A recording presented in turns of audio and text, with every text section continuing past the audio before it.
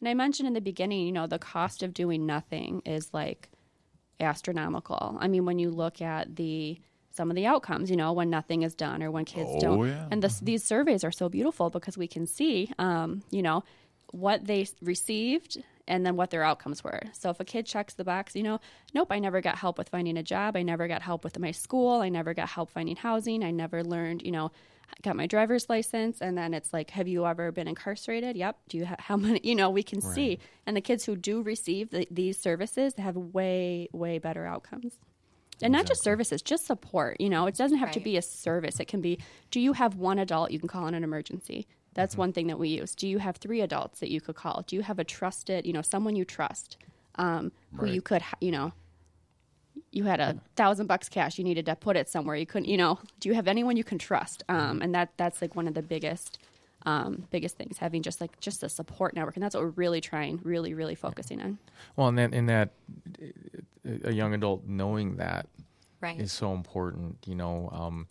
I still keep in touch with some of the kids we had, and even just a phone call just to talk for a few minutes, is them knowing that you're there is so important, and ties into, again, what we want to do is the importance of showing these kids that we care. Somebody cares about you, whether it's just a phone call or more, and that means the difference sometimes. So, place for the holidays is huge. Holidays are coming up. Yeah, exactly, and that's not an easy time. No.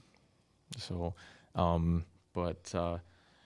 it's again so important to, and we've touched on it so much that, again, any people out there who are on the fence, I think one important thing to put out there is a lot of this is at no cost to that person. I mean, there is, but it's not like, a lot of the questions, well, how much do I have to spend a month? Or the thought is I have to buy clothes, provide this and that, and I don't have that much money.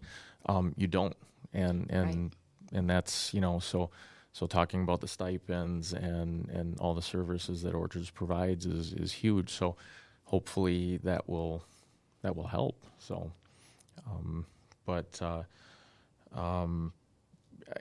I think it's just it's a wonderful program. And the one question I did want to ask, how many kids do you have in the program right now? We have almost 30 combined between the kids who are voluntarily with us and the kids who are in general independent living. And what age range? Like 16 to 20. 16 so to 20, we have, right? Yep. So just about evenly split. Yep. Okay. So,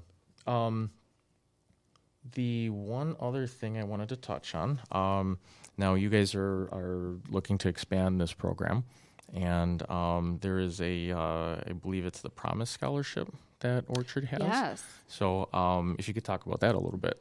Yeah, so we are definitely looking to expand independent living as a whole. We have an additional, caseworker who we hired. So we're trying to, we have the youth, and the state of Michigan has the youth that need placements. We do not have responsible adults with whom they can live, especially for the, slightly younger ones. Right. But thank you for bringing up the Promise Scholarship. Yeah, wow, definitely. so near and dear to my heart. Oh my gosh, Excellent. talk about get the wallets out, right? This guy's on top of it. So this is it's unique to Orchards, this program. It's 100% donor funded. And we had 2 extremely generous donors really get this get this up and running. It's been around since like 2014. And so the first group of donors, it was a couple, and they're wonderful. And they said, we want to help these kids go to college. We want to sponsor, start off sponsoring one youth from foster care to get through and get their college degree. Because, again, we know from talking to kids, like 70% want to go to college or trade school or get some type of education beyond high school. I think 20 to 30% actually enroll, 3% graduate. So you've got 70% of kids saying that they want to do this, 3% actually do, which is so low. So we recognize that as an issue, and so these generous donors approached us and said, "Hey, is this an area of need?" Oh my God, absolutely.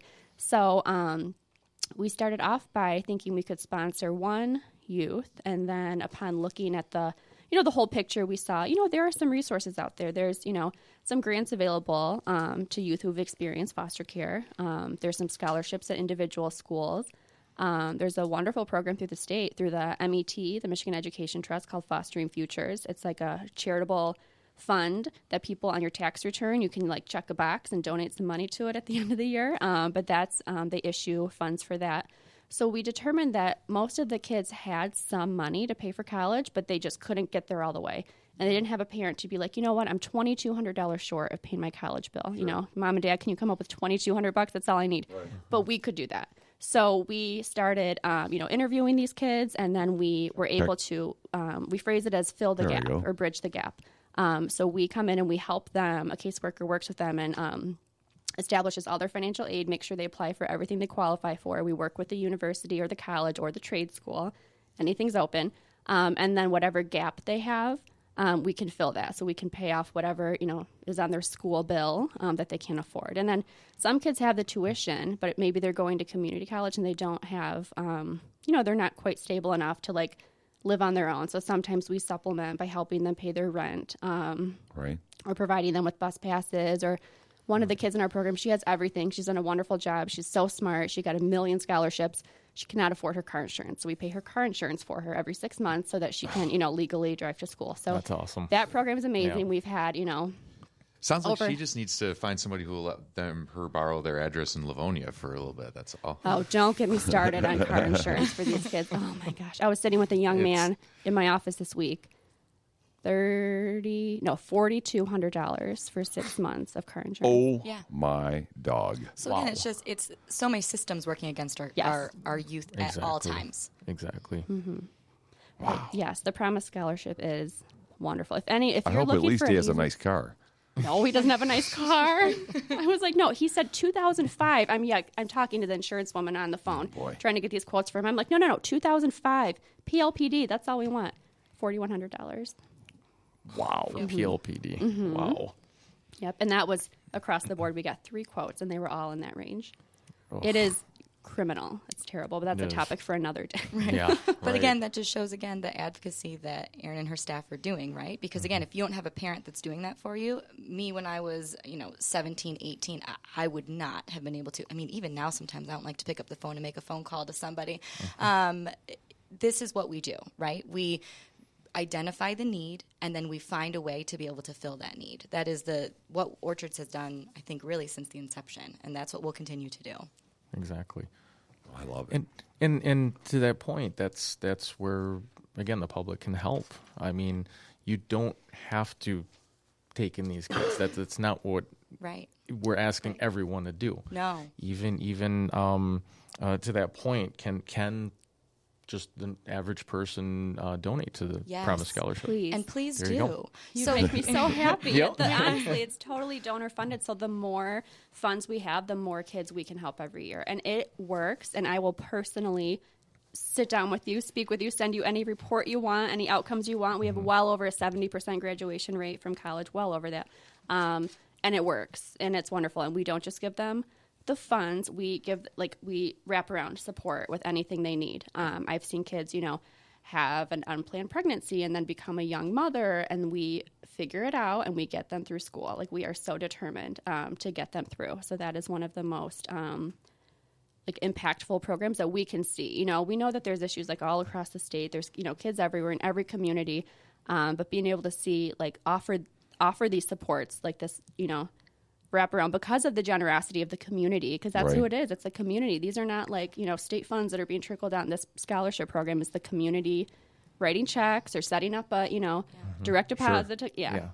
And that's important to know. Fantastic. It's not government funded. Right. This is so there are those there, but this is a big one for you guys. So. Yes. And even I would say even beyond that if people are looking for something to do for Orchards, if they don't have the necessary funds to be able to, not everyone has a checkbook they can just open up. If your organization wants to do a food drive, a toy drive, the holiday season is upon us, and so we, with every family that we work with, we try to provide as many of them as possible with food baskets for Thanksgiving. We provide toys for all of the children and families we work with. We provide side. And that all just comes from people donating, doing toy drives at their different organizations. If you know someone that wants to be employed at orchards, Erin keeps talking about the expansion that we're doing. We are always looking for bright people that want to be able to be engaged with their community, help children and families. If this is a passion that you can find in yourself, orchards would be the place for you to cultivate it and be able to grow. Yeah. Boys and girls, and that is that's one thing that I'd like to touch on. We have to take a break here real quick. But when we come back, I'd love to touch on that. I have some questions that I'd like to ask. But right now, we're going to take a quick break.